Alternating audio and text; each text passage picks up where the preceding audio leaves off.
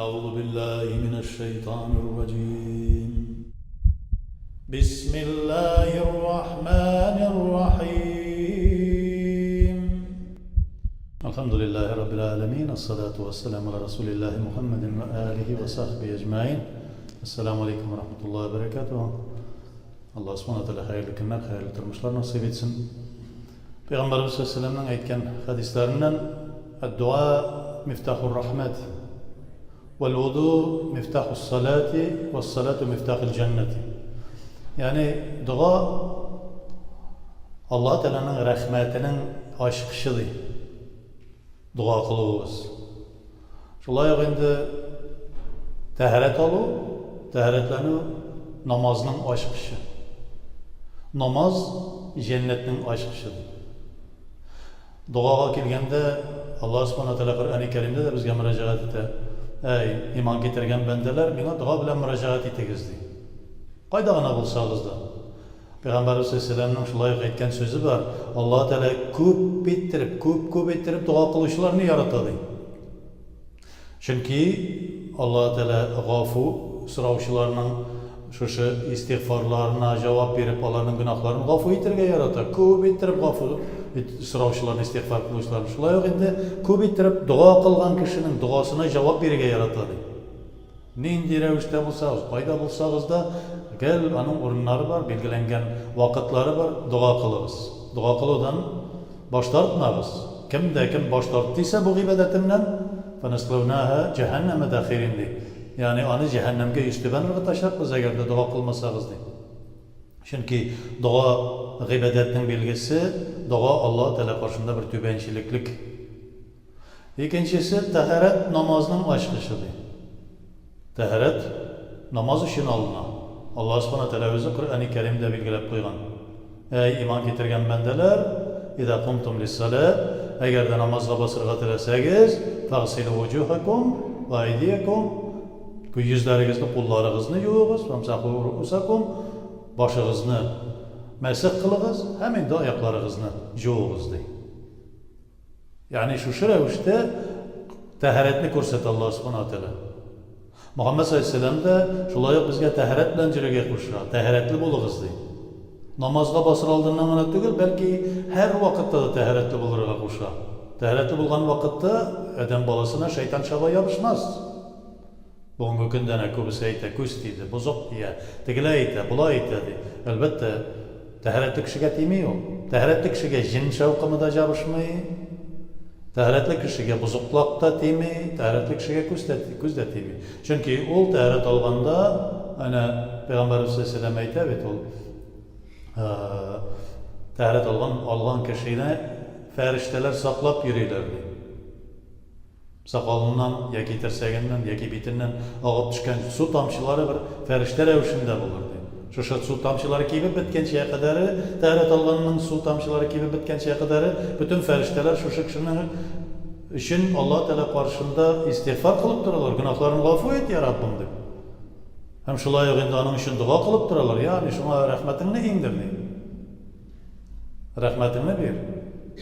Hem indi namaz taharetsiz bulmaz. Taharetini namaz için en birinci. Taharetsiz Kur'an'a kalıp bulmaz. Şuluk hani Vakıa suresinde de eytiler. La temessuhu. Onlarga ırınmaslar, kul tedirmezler Kur'an-ı Kerim'e illel mutahhirin. Taharetlik ilişkine kul tedirirler. Yani Kur'an Allah Teala'nın sözü. Namaz Allah subhanahu teala karşısında söyleşu Allah Teala bilen bir muameleye girer. Şuna göre taharetli bulurga deyiş. Üstüne senin bütün deryalar, bütün dünya dengizinin suyu ağıp dursa da eğer de sen niyetlep Allah Teala boş kançıya şu namazga deyişli taharetini almasan, sen taharetli bulup sanalmazsın.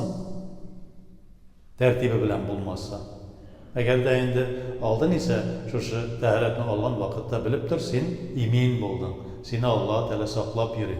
Sen Allah Teala'nın kanat astında. Es-salatu miftahul cennet. Namaz oku Allah Teala yani şulay cennetin açkışıdır. Cennetke kire turgan bir sebep Gamel. İnne salate tenha anil fahşa vel munkar.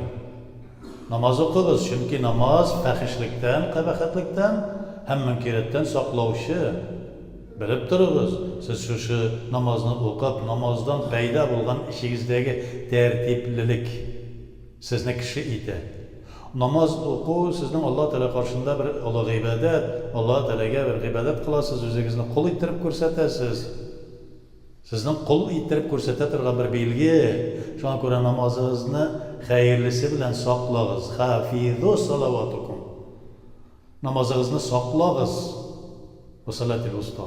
Bigrakda o'rta namozlaringizni. Narsa turunda aytdi, vaqtida tugal vaqtida o'tagiz. Lekin olayg'inada tugul, namozingizni saqlag'iz. Riyo bo'lmasin. Pokazuqi. Kişinin eshikda ranjita turgan bo'lmasin. Sening namozingni o'qib da sen bir kishini ranjitding esa, sening ul endi namoz bo'lsin. Agar namoz o'qib da sen uni ko'rsatib o'qiysan ekan, ul endi namoz bo'lsin. Agar namoz o'qib da sening ishingdagi xulqing, adabing o'zgarmadi esa, ul endi namoz bo'lsin. Payg'ambarimiz sollallohu alayhi vasallam aytadi, namoz o'qib da kishining ishtaligi o'zgarmasa, munofiqlik belgisidir. Namoz agarda kishining xulqini o'zgartmaykan, u qabahatligini davom etaykan, bu munofiqlik, bu kishining munofiqligining belgisidir. Ko'ramizki, shu namoz o'qiy, üst boshi qoraliq tugul, g'ofoy tegizalandi. Deganidan shayton chaqirmonligidan kelib chiqqan kebek. Kelib chiqadi. Üst boshini tartibda tuta olmaydi. Shulayga tilini saqlay olmaydi, tilining narsa kelar shuni suylaydi. Namoz o'qib da ularni ehtirom eta olmaydi. Özünün ailesinde de merhametli bo'la olmaydi. Özünün yollarida xalalda tugul, gül o'zin ko'rsatib, maqtanib yurishi bilan nedir bir shunday aybirgagina qo'llana turgan bo'ladi. Alloh saqlasin. Albatta Alloh subhanahu taolo rizo bo'lmaydi namozdan. Ham bu namoz jannatning ochqichi bo'lar o'rnina kirisincha jannatga jiro'ayta turgan bir amal bo'lishi mumkin. Chunki munofiqlik belgisi deymiz. Payg'ambarimiz sollallohu alayhi vasallam vaqtida munofiqlar da namozni o'qidi. Agarda sening namoz Alloh taolaga bir qul ekanligini ko'rsatmaykan, u namozing seni o'zgartmaykan, kishilik adab yog'ingni, xulqingni, u vaqtda bo'sh amal, degi yotda turg'ina bo'lib chiqadi sening. Boshqa narsa bo'lmaydi. Kishini o'zgartirgan deyish. Alloh subhanahu taolaning ibodati. Ana duo Alloh taolaning rahmatine erishtiradi. Duo qilding esa, duoga javob berar, rahmat kelar. Rahmeti narsa rizq, iminlik, salomatlik, turmushingning tartibligi. Tahorat olding esa u namozning ochqichidir. Namozni taharatsiz kelish o'qigan kishining namozi qabul bo'lmaydi. O masalada bir narsani istab qo'yish kerak. Bugungi kunda oyoqni yumishag'ini noskiga surta turgan bir g'adat kelib kirdi. Ya'ni noski degan so'z, u agarda kun noski tugul ekan, shitik tugul ekan, ularga yani masih qilib qina bo'lmaydi, oldida juvurga kerak. Agar u kun ekan, qisqa shitiklar bor hozir. Kun deb ataladi, kun noski deb ataladi. Yoki shitik ekan, u suv o'tkazmay turgan. O vaqtda bo'lar. Qaybirlar aytadilar, unda boshqacha yozilgan. Imishtirdagi 1 kilometr yuriga bu nazik noski bilan 1 kilometr yursang teshilmaydi, bular teshilmasga tegish. Olayg'ina tugul, suvga bosqach suv kirmasga tegish. Suvga bosqach o'ta turgan bo'lsa, u oyoqni hech cheksiz yuvurga kerak. Vaqting esa onday noski yog'ini surtilgan tahorat tugal bo'lmaydi. Tahorat tugal bo'lmasa, namoz qabul tugul, bo'sh. Boşqa anday kishi namoz o'qigan bo'lib qilinib yurmasin, tahoratin komil tugal darajada olmasa, namozi yo'q. Chunki u miftahul salat. Komil tahorat. Namozda komil bo'lirga tegish, tugal bo'lirga tegish, chunki u jannatning bir sababi. Alloh subhanahu taolo har birimizga de xayrli duoda bo'lib, xayrli tahoratli bo'lib, xayrli namozli bo'lib, Alloh subhanahu taolo rizo bo'ladigan darajadagi dunyomizda turmushimizni olib borishni nasib etsin. Robbana atina fid dunya hasanatan va fil oxirati hasanatan va qina azabnar. Allohu akbar.